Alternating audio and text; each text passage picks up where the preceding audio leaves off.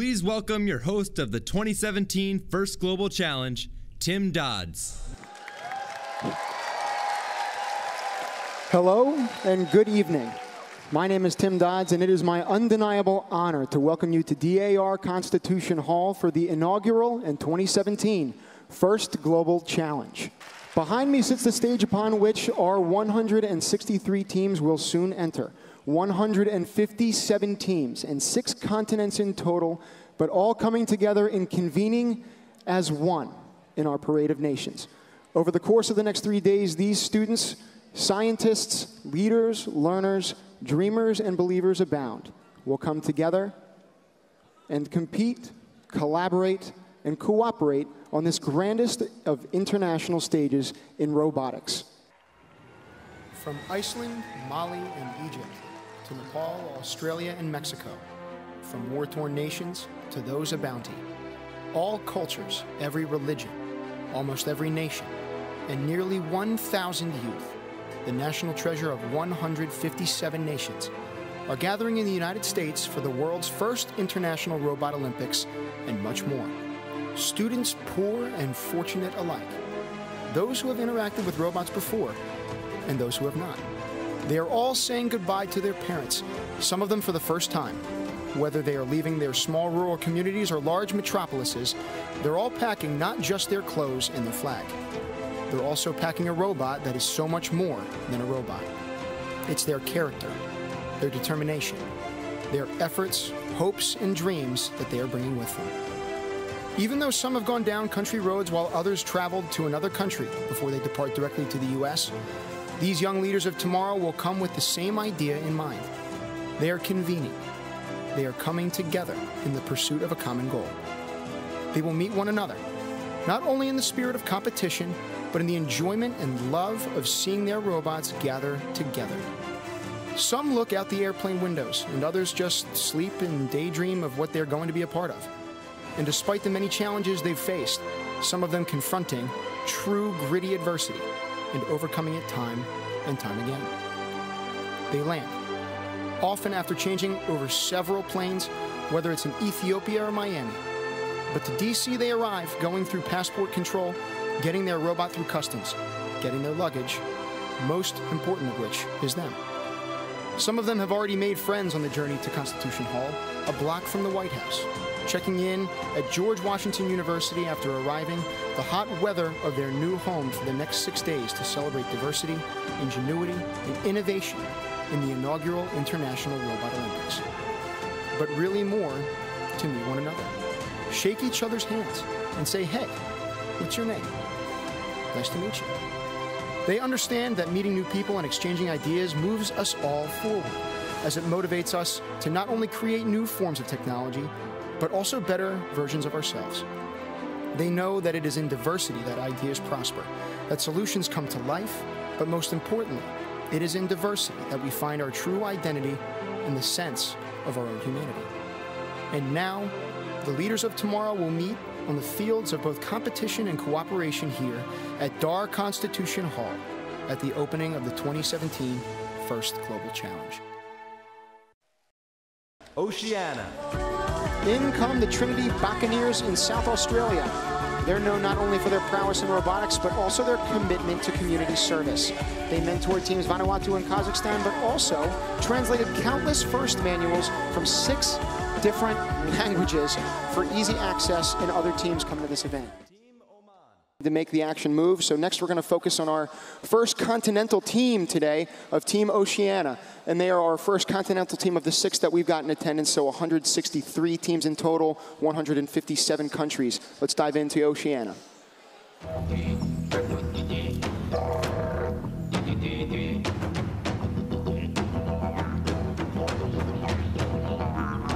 G'day, mate. We're Team Oceania. Welcome to Australia. Ow! Ow!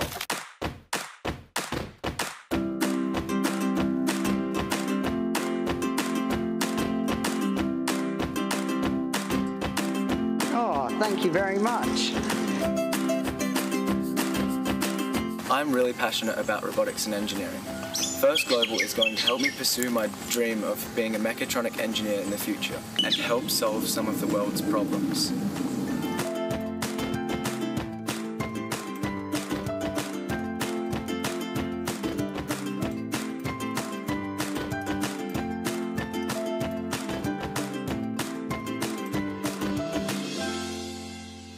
First Global, here we come.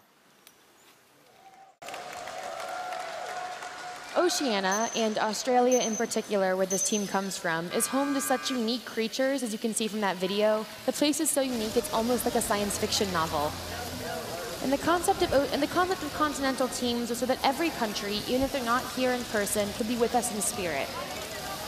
And so in terms of the alliance work, we haven't really described that all that much. Again, we've got 163 teams here from 157 countries around the globe. Trying to conceptualize that is still, to me, mind-numbing. How much work had to happen to get these teams here. But the fact that they're on this one global stage is something nothing short of inspirational. And again, that's the first component of inspiring for the recognition of science and technology. That's obviously evident here. But then the global piece is so much more apparent in First Global. Now you can see again in the tight spaces that we have here, some robots are going to get tied up from time to time, and you see that rope that's tying two of those teams together, but from different alliances. So Aqua and Hydro are getting a little too close for comfort right now, closer than they're accustomed to, particularly on this field of competition. We've got Kenya right now that we're focusing on, getting into the middle of that river, scooping up as many of those water particles as possible. Yes, up on the bridge, you can see one of the Hydro Alliance members just finished dropping off the contaminant particles right into there. Guatemala getting 4 points every single time. Again, it drops one of those orange contaminants into that lab, so we're going to see if it can do that right now. Even the most simple of tasks up here, Katie, I know in terms of coding and robotics can be incredibly difficult. Can you comment on any of that? Well, what you have to realize is for every single success this team is accomplishing, every single ball that gets placed represents hours and hours of failing to do that task. Robotics is not simple, and every single success has those failures behind them where they have to practice and change things just to get it exactly right. And when you only get 2.5 minutes to try to prove, your mettle on this field, I'm sure that some mistakes are going to happen, particularly in the early rounds.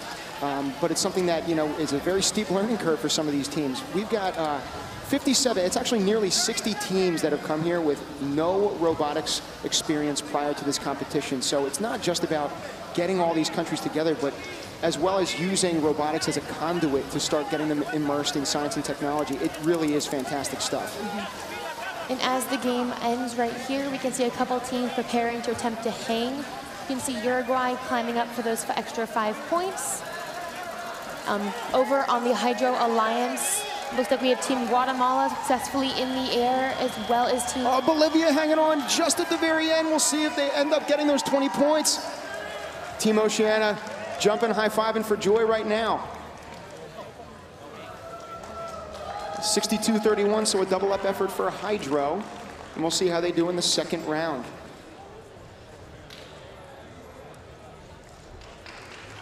We have Sue O'Malley with us in the booth. She is a teacher at Trinity College and the mentor of Oceania. And before even participating, your team, I believe, had volunteered to translate a lot of first manuals into a few different languages. And I'll just list them off right now. It's Russian, Slovak, Korean, Chinese, Swahili, and a few more. That's just exceptional work by you, and more eloquent, I'm sure, in those languages than I am in my own. But we appreciate all the work that you've done for us. So welcome to the booth. Thank you.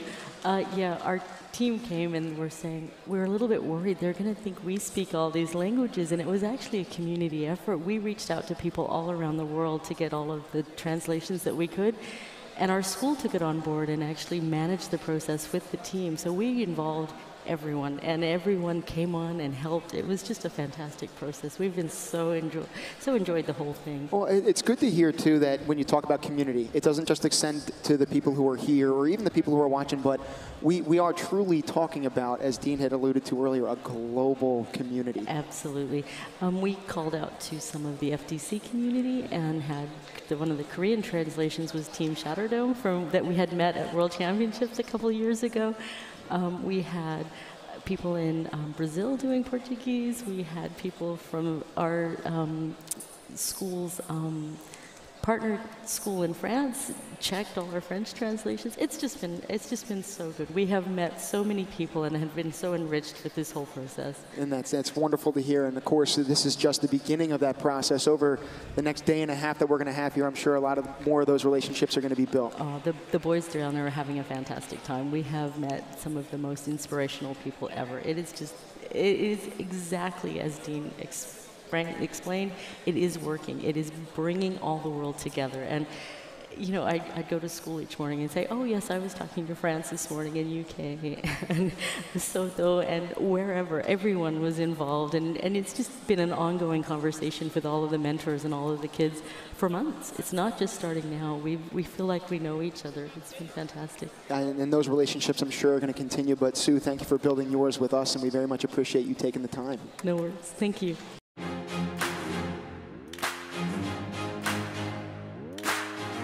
Introducing the official game of the inaugural First Global Challenge, H2O Flow. H2O Flow is played by two alliances, Hydro and Aqua, each comprised of 3 national teams. The alliance that scores the most points at the end of 2.5 minutes of gameplay will be declared the winner.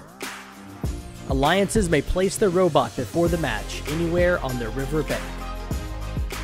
Once the match begins, 40 water particles and 10 contaminant particles will flow into the river. After the initial flow at the beginning of the match, additional particles will appear at regular intervals from the river.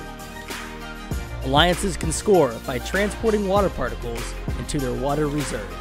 Each water particle is worth 1 point. Alliances can also score by transporting contaminant particles into their laboratory, located at the top of the bridge. Each contaminant particle is worth 4 points. Once 10 contaminant particles have been scored, the flow of contaminant particles will stop, but water particles will continue to flow. At the end of the match, teams will have the opportunity to score 5 points if the robot is on the bridge, and 20 points if the robot successfully pulls itself off the ground by using the climbing bar located at the end of each field. Finally, a cooperation bonus of 15 points will be awarded to both alliances if the river is clear of all contaminant particles. For more information, including a full set of rules in the Field Build Guide, please visit our website, www.first.global.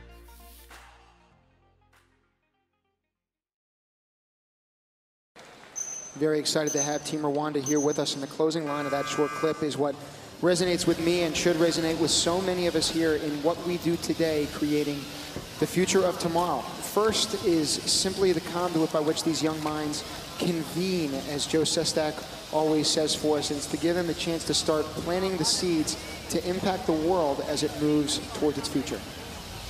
And you can see Rwanda teamed up with Oceania and the UAE on Team Hydro, and they got right out of the gate, right into the middle of the river, very quickly, I might add. In terms of Rwanda, getting back to focus on them a little bit, these kids grew up in their country just a few short years after the tragic horrors that have shaken that small African nation due to genocide. And the landscape of that place was changed forever and has very much impacted them to be empathetic, yet globally conscious scientists who are determined to shape the future for good. We're so elated to have them on the stage with us here today. And right up there, we can see the UAE dropping off some of those contaminant particles into the hole, cracking up all those points as they all go in for 4 points each. And it looks like over there as well, another team on the Aqua Alliance is trying to do the same. So if we get the telestrator up and running right now, it looks like the UAE, their robot is quite interesting. They had that release point lift up so that they could collapse on some of those robots, sorry, on some of those water particles. But in the middle of the field, as you'll see, in the middle of the screen, I mean, they got an early jump on trying to get some of those orange particles into the labs as they continue floating themselves out here. If we zoom back out, you see Jamaica that's starting to do a great job, starting to pick up some of those clean water particles and putting them into that back hopper that you see. We're going to clear that telestrator right now, actually, as these last 45 seconds start to unfold. As you can see up on the top, we have Albania dropping off some of the contaminant particles as well. They have actually stopped the flow of all contaminants with their 10 balls, so they're able to get all of those orange balls out of the river. Both teams will actually get a 4 points right bonus. Yeah, they might be the first team that might be the first game that this actually happens. Right now we've got about 8 of them that are in the middle of that river. Hopefully they can start delegating and getting that done. You see right now the team of UAE smashing down in terms of trying to get that last contaminated particle out. Unfortunately going down the bridge and not into the lab as they had, I'm sure, intended with these last 10 seconds. Hopefully they can get back up on the bridge, at least 5 points, if not trying to get onto that hanging bar. And you can see it looks like they might actually be hooked a little bit. While over on Team Aqua, we have 3 robots successfully in the air. High fives going among the teams as they celebrate that big accomplishment. And so congratulations to Team Aqua winning that one 92-50 with a very very close race throughout that entire 2.5 minutes. Hello everyone, my name is Nick and I'm hanging out here in the pits at the 2017 First Global Challenge. With me I have Luke from Team Oceania, and I understand that you guys are a continental team. Please tell us a little bit more about that. So we represent more than just our nation. We represent many nations. Our flag, which is behind us, has lots and lots of islands, and being a continental team kind of puts a little bit more pressure on us because we feel like we have to incorporate more countries from our continent into the competition. So we've reached out to Vanuatu, and we've helped mentor them through the competition, and it's been really great learning about who is actually in our continent, because Oceania, we didn't really know everyone that was in the continent, but we've learned a lot more now. Good luck at the rest of the competition. Thank you. No worries at all. Well, this competition certainly is a lot of fun, but I want to get into that go-kart, to be perfectly honest. That looks like a heck of a time. In terms of Poland, this group was largely behind setting up the first FLL teams in their country, and it operates on the premise that, and this is a quote directly from them, "A day without studying is a lost day." Certainly coming from a teacher, that's exactly what you want to hear. I'm sure that my students, now that they're on summer vacation, are saying the exact opposite. This group is full of expressions, but there's truth that rings in each of them, and in that expression, certainly, in this competition. And you can see Team Poland, they were right in front of that camera with that great sorting mechanism to separate their blue balls away from their red balls. Meanwhile, you've got Zimbabwe, Germany, and Poland in that Hydro Alliance. Aqua, which already has a penalty against it, is Cote d'Ivoire, Palestine, and Oceania right now. A continental team, again, making an entrance here. And as you see right in the middle, we have one member of Team Aqua. I can't exactly see the flag right now, perfectly gathering a ton of those blue balls, getting ready to go drop them off in their corner. I believe that's Team Oceania, because we've already got Cote d'Ivoire that's right in front of us, and then on the opposite corner, looks like we had Palestine working their way up that ramp, trying to dump some of those contaminated water particles into that lab, and doing so effectively is Poland as well. Again, the action picking up here. I know I've said action quite a bit today. It's been my buzzword, but it's something that really does live up to it right now in terms of what we're seeing on these fields. And right there, we're seeing one team about ready to drop a flood of those blue water particles. Or actually, no, they're going to go up the ramp and try to drop those contaminants first. Yeah, this is Team Oceania, I believe, still. Yes, there's definitely a level of prioritization in terms of which color balls you're going to drop off first, because you're more likely to have more blue, clean water particles. But the orange and red contaminant particles are worth more points per ball dropped. And you see in the background right now, that hopper that is actually unloading those water particles onto this field, I mean, it's doing so at a pretty consistent rate, but they're getting gobbled up pretty quick by a lot of these robots. They're doing an exceptional job in terms of that first stage of at least getting to those water particles and those potential points. And right over there, you can see Team Oceania getting ready to drop all of those balls. Well, Team Ivory Coast goes over the bridge. There goes a flood of water particles to really rack up this score here as we hit the last 20 seconds of competition. This is still Team Oceania that's doing a great job in terms of helping its team up, and now it's going to get that extended arm up. You see the team that is driving Oceania right in front of it there. Poland getting up on that bar as well. We've got 7 seconds left. And looks like we have all 3 members of Hydro in the air. Ideally, Zimbabwe can get up a tiny bit more. As you can see, the kind of bottom corner resting. We'll have to see if the judges count that as a hang. So in terms of getting onto that hanging bar too, Katie, if it is going up and down but still in the air, do those points count, traditionally speaking? It usually does count. As you can see here, the hang was counted for Zimbabwe, and they will take and Team Hydro will take the win with 115 points. So important for Australia to focus on not just the importance of technology, but the integral human element behind it. It said the most important part of this is the people. It's that humanistic sense, the touch of a person trying to use technology that actually allows a device, whether it be a robot or a machine, to otherwise accomplish a task. And we're really excited to see Team Australia here, teamed up with Algeria and the Czech Republic on the Aqua Alliance, up against Nepal, Oceania, and Mexico on the Hydro Alliance.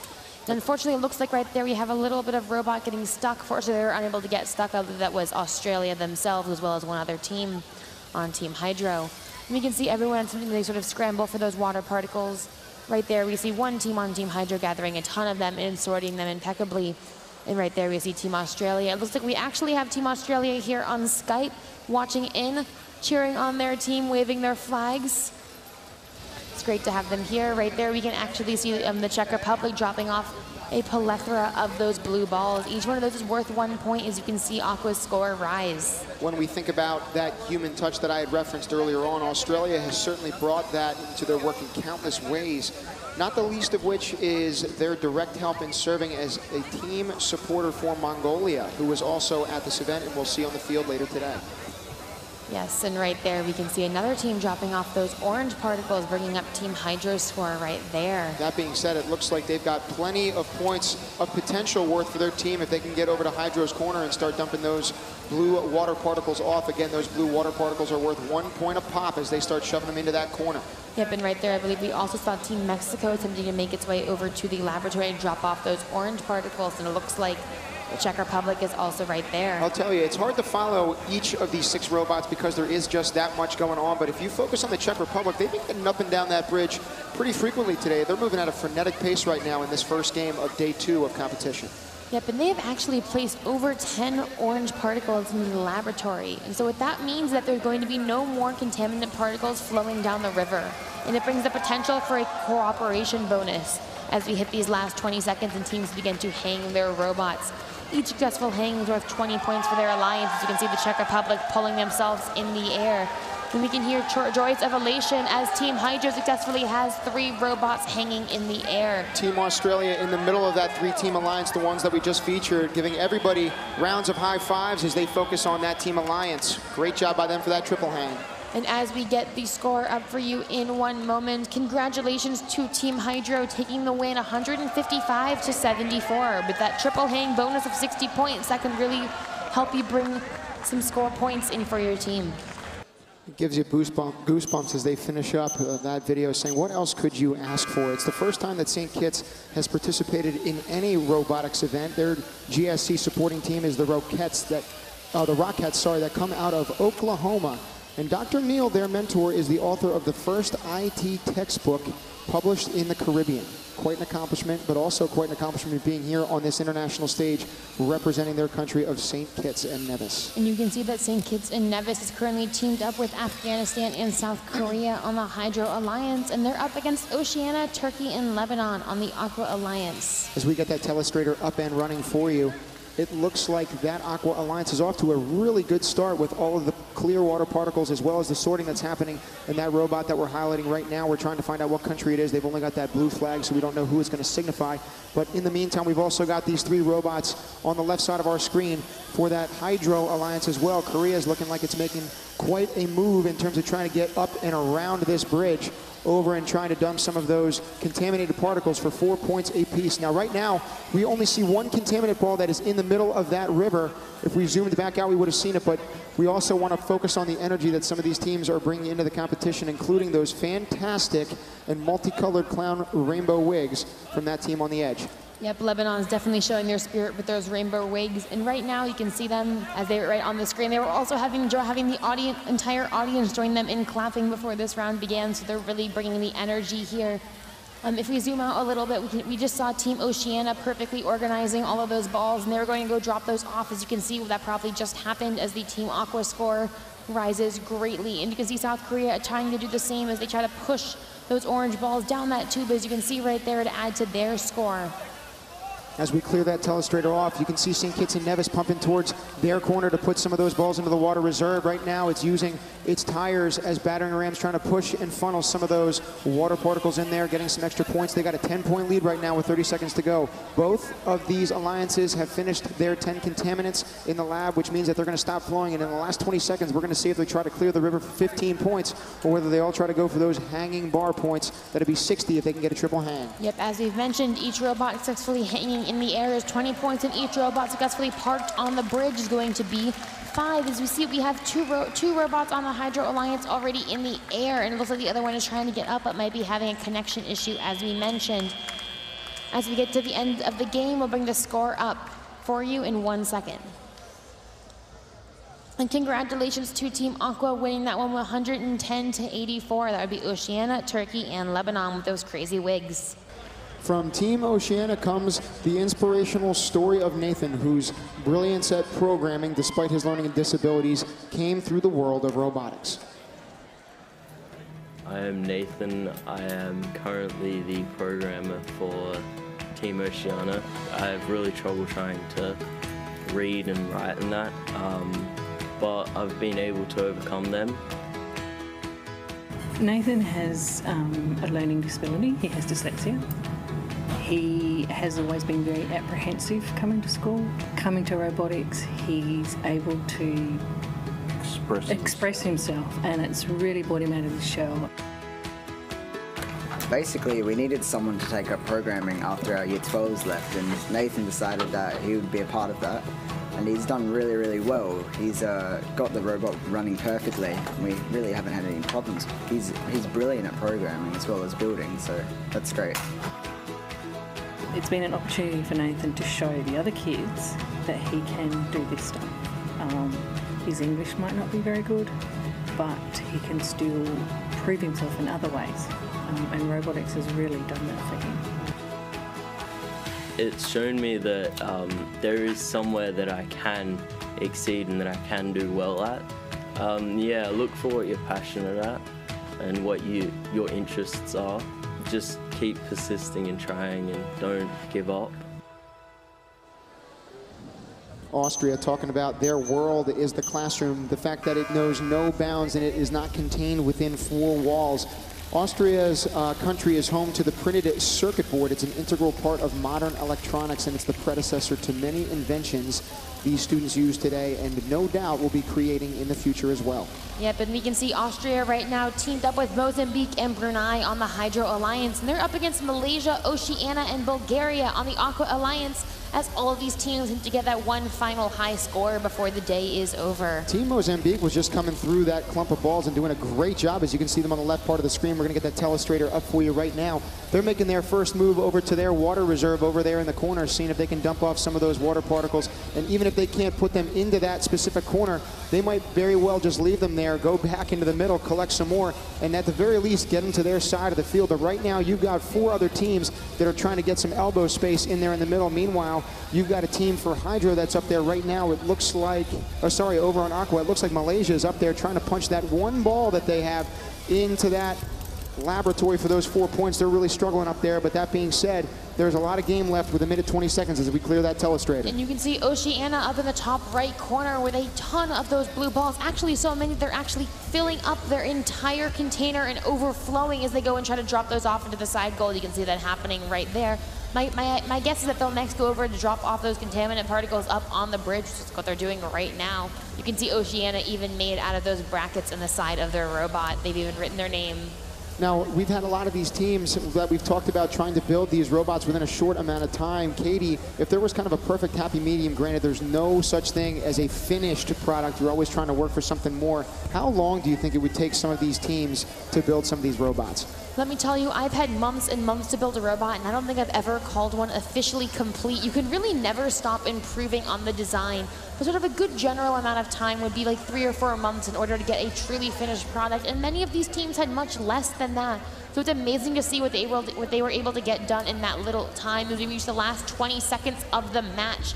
And teams begin to start getting those hanging mechanisms up and running. It's not just the fact that we're focusing on those teams having less time, they also have less experience. Again, nearly 60 of the countries that we've got in attendance having no robotics experience prior to coming here for this competition.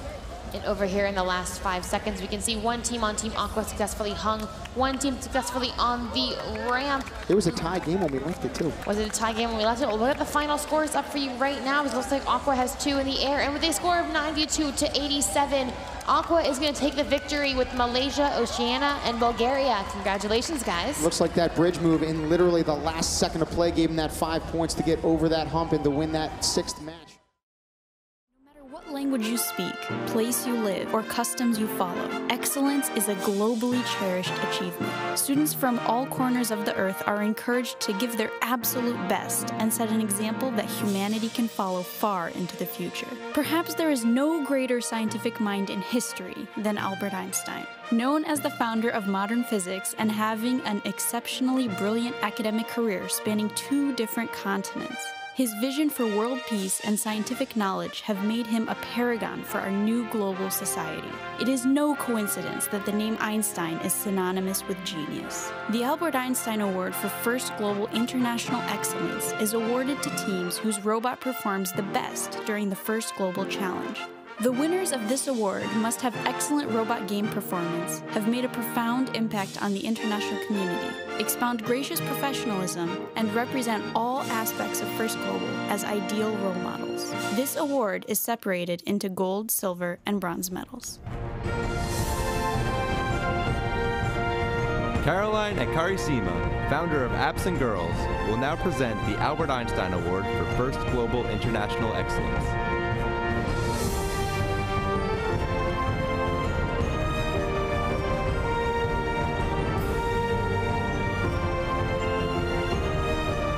The Bronze Award for International Excellence goes to Team Lebanon.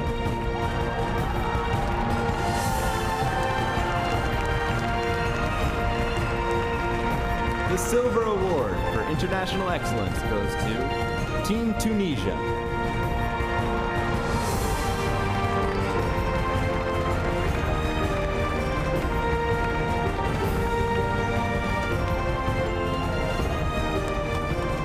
The Gold Award for International Excellence goes to Team Oceania.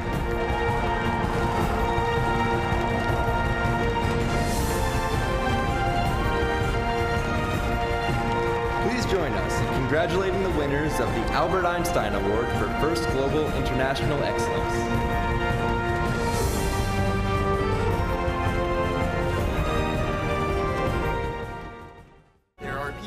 The world who wish to see a better tomorrow. What separates them are those that think of doing something good for others and those that actually take action. This award is named after Francisco José de Caldas, a Colombian mathematician, engineer, lawyer, and inventor active in the 18th and 19th centuries. Apart from his notable scientific achievements in mathematics, astronomy, and the natural sciences, the support in engineering he gave to his newly declared country ultimately led to the ultimate sacrifice of his life in the Spanish-American Wars of Independence. We at First Global realized that this event would not be possible without our fantastic supporters. The Francisco José de Caldas Award for Sustainable Excellence is given to an individual that has added a positive dimension to the First Global Challenge. This award rewards individuals who have made incredible contributions to growing a sustainable and exciting program around the world. 3 individuals will be recognized with gold, silver, and bronze medals.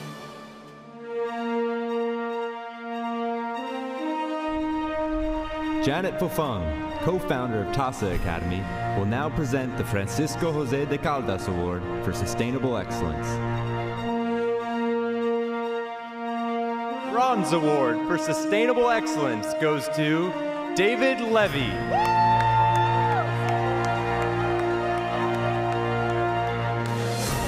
The Silver Award for Sustainable Excellence goes to Barbara Glover.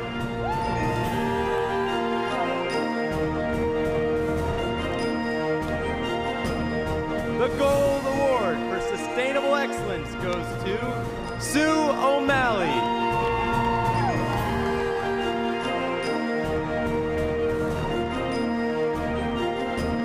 Join us in congratulating the winners of the Francisco José de Caldas Award for Sustainable Excellence.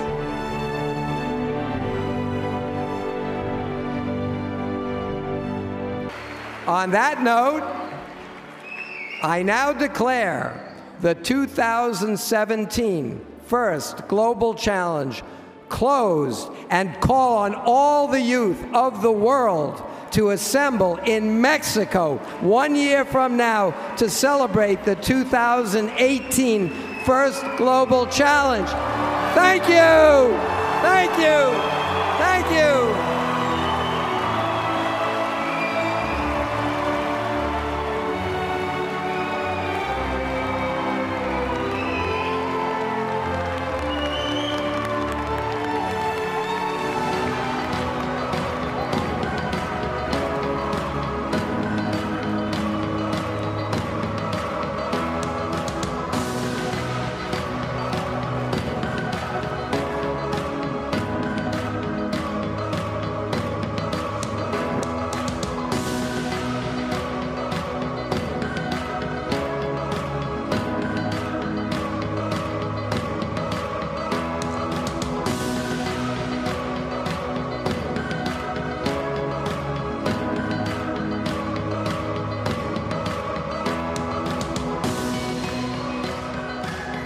this is indeed the end of just the beginning. As Dean came in, just told us here at DAR Constitution Hall, and as we say, thank you so much for joining us here. Go out into the world and do good. Coming from DAR Constitution Hall and on behalf of First Global and the inaugural First Global Challenge, this is Tim Dodds. Thank you for joining us, and we'll see you next year in Mexico City. Thank you. Good night.